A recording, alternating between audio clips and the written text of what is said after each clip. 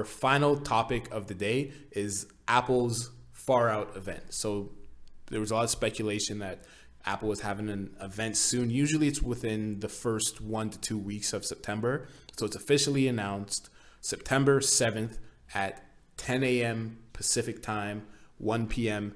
Eastern time, and it's called the Far Out event. Now, they haven't officially said what's going to happen, but typically in their September events, it's iPhones. Yeah. So everyone's expecting the iPhone 14, whether it's, the 14, 14 Pro. There's possibility that they might have new watches, and there's a lot of speculation that they might have new AirPods. But the thing that pretty much everyone is expecting is the iPhone 14. Now, this year with the iPhone 14 lineup, there's a bit of a change. In the past past 2 years, it's been a mini, a regular size iPhone, a Pro model iPhone, which is the regular size, and then a Pro Max. They've gotten rid of the mini. You said it was coming for a couple years now. It's dead. So now it's just the 14, but they're going to bump up a size. So it's going to be a 14 Max, which is supposed to be the same size as the Pro Max. There's going to be the Pro and then the 14 Pro Max. So now, whether you want a regular size phone, once again, or a Max size phone, you don't have to get a Pro model to get a Max size phone, which is something new for Apple. Processor wise, so the 13s have the A15. The A16 is supposed to come out this year, but there's also rumors that only the Pro models are getting the 16. So the iPhone 14 is supposed to stick with the A50, and a lot of numbers a lot of numbers being thrown around. The iPhone 14 is supposed to stick with the A15. The 14 Pros are supposed to get the A16. So when you look at the 13s compared to the 14s, there isn't that much of a difference. Now, along with a better processor, the Pros are also supposed to get a better rear-facing camera. Right now, they're at 12 megapixels. There's rumors that it's getting bumped up to 48 megapixels. Their front-facing camera is supposed to also be a little bit different. I don't think it's getting any better, but instead of the notch that everyone is in love with, they're going to have a pill-shaped cutout and then a regular hole punch cutout. So there will be less screen real estate taken up by your cameras in the front, but it's still not, it's not an under the display face camera, or it's not an under display selfie camera. And yeah, the event is supposed to be on the 7th, and there's rumors that the phones will release on the 16th of September. But I don't know if you've heard other rumors about the iPhones, or, from what I've said, what do you think of this new phone size, or not new phone size to the base model, getting rid of the 13? Only the Pro models are getting the newer chip. What do you think of all that? So you say in your head. Yeah, it's one of those things where it goes back to what I was saying about the Fold. I think these things have gotten boring. It's strange because it's like if they don't do a chip bump with the base models, I think it's going to be hard for them to market those phones. As for the mini going away, potentially, I think that's smart. It's done.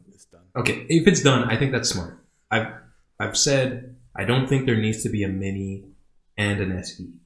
I think they just need to make a better SE. Mm-hmm. So if the mini goes away and they do make a better SE that will inevitably be more expensive, but have the design of maybe an iPhone 12 mini, or even just a different design altogether, but is still a smaller, more compact phone, I think that makes sense, especially if the base models aren't getting a spec bump, because the SE already has that chip. Yeah.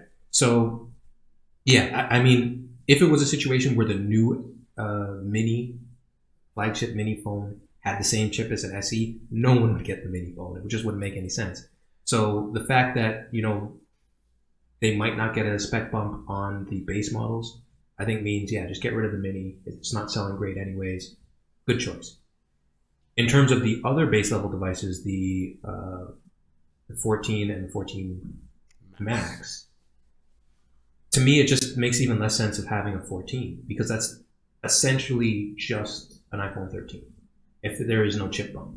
So, there's a lot of questions to ask there. Like, what do they market this new line of phones as if it's not going to get a chip bump? What flagship feature do they say it has to get people interested? And with the more higher end devices with the Pro, that new, obviously it's still going to have the new chip, but I think the main thing is going to be the fact that it doesn't have the notch anymore. It has the cutouts.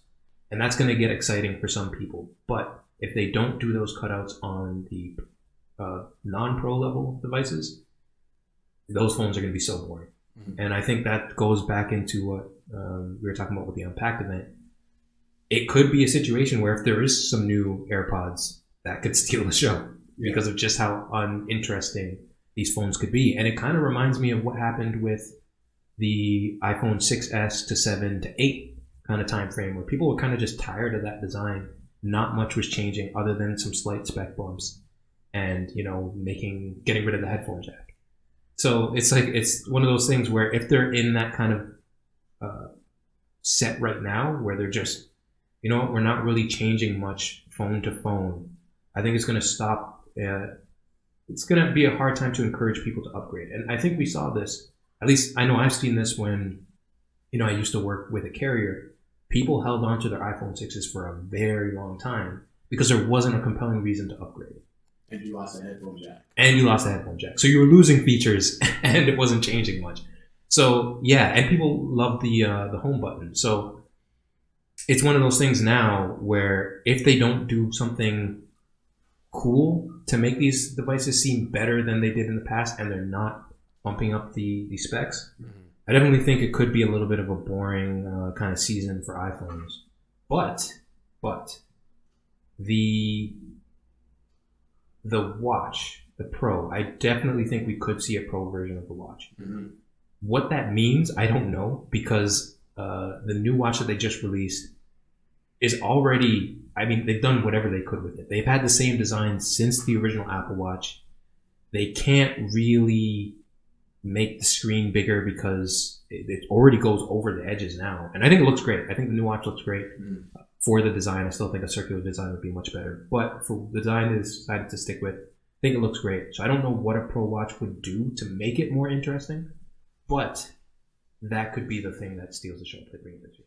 It's supposed to have a bigger screen, bigger battery, more durable, I guess like a different sort of glass on the front so it's more scratch resistant. It's supposed to have a titanium frame. But the thing that hasn't been rumored or that hasn't been confirmed, none of this has really been confirmed, is what the processor is going to be. Because I think for maybe like the past 3 years, they haven't changed the processor in the Apple Watch, surprisingly. It's just been the same watch or same processor, just newer outsides, I guess, maybe a slightly bigger battery. They've said they've added new sensors, and they've added new sensors. I'm not saying that they didn't add them, but they've added new sensors. So yeah, it would be interesting to see what a Pro Watch from Apple does. Is it going to get 120 hertz screen? Probably not. That'd be a bit ridiculous. But you had a good point there about getting rid of the Mini and then just making a better SE. Maybe they're getting rid of the Mini now so that all of the people who do love the Mini, there's Mini loyalists, not many, which is why it's being canceled. Yeah. But there are people who like the 12 Mini, the 13 Mini. Maybe, okay, you get rid of it for this cycle, and then next year when you come out with the SE, you finally update the design because it's on the iPhone 8 still, which is very outdated. Yeah. And you bump it up a bit. Yeah, I could definitely see that being, I guess, part of why they got rid of the Mini. And I think it'd be very exciting. I think a lot of people would like, I'd be interested in something like that, right? A 14, or not, actually wouldn't call it a 14 SE. It would just be the new SE, but with the same sort of design language as maybe the 14 or the 12, or they're all the same. But I'm sure they will switch the camera orientation around. I don't know what they'll do next, because it was vertical for the 12, now it's diagonal. Maybe they go opposite diagonal, Or maybe they just horizontal. Maybe, Yeah, yeah. maybe, yeah. Plenty of options for them. They'll do something with the cameras, but I guess other than the iPhones and the watch, not that much excited. Now, people are speculating about prices because we don't know the prices for these. We were listening to a podcast before. Someone said $699 for the 14. They're thinking, oh, Apple's going to drop the price because it's essentially the same phone. No, Apple's not doing that. If anything, they'll raise the price, giving you the exact same phone. My prediction, I think the 14, the base model, is going to stay at $799, the same price as the 13. I think the 14 Max will be $899, and then the 14 Pro will be $999, which it is right now, and the Pro Max will be $1099, which it is now. So I think, especially the way Apple likes to have their different pricing ladders where everything is sort of in an ambiguous position price-wise, I think it fits perfectly right between the 14 and what the 14 Pro would be. I mean, I wouldn't be surprised if the Pro devices, specifically the Pro Max, goes up in price. Because now that there's a base level Max, I think that gives them the ability to maybe even, remember when they first brought out the Pro and the Pro Max, the Pro and the Pro Max were different phones. To the point where the original Pro, I think it was like the 12 Pro, was so similar to the original 12, just the normal 12, that people were like, well, don't get that phone. There's no point to it. Yeah. And I could imagine them doing something similar here where the Pro level device is interesting for people who want that, but the Pro Max is a significantly more flagship device, because if you just want the bigger phone, you could just get the regular Max non-Pro. Yeah. And, get it for that cheaper price. But now this Pro Max device is going to be their super flagship, going to be similar to what maybe Samsung does with their Ultra series or even their Fold series, where there's so many features packed into it that it is significantly more expensive than what we've seen in the past, maybe $100, maybe even $150 more. And I think that coincides with the rumors of potentially even a Watch Pro, because like I mentioned, the last watch I think is a really good device. Like, the screen looks great. It's big, it's edge to edge. It looks very modern. But a Pro device, I could imagine them focusing a lot on the health stuff. They get a lot of good press about, oh, my watch saved my life, doing some stuff. So, what if they do things where, can monitor stuff like blood sugar, blood pressure?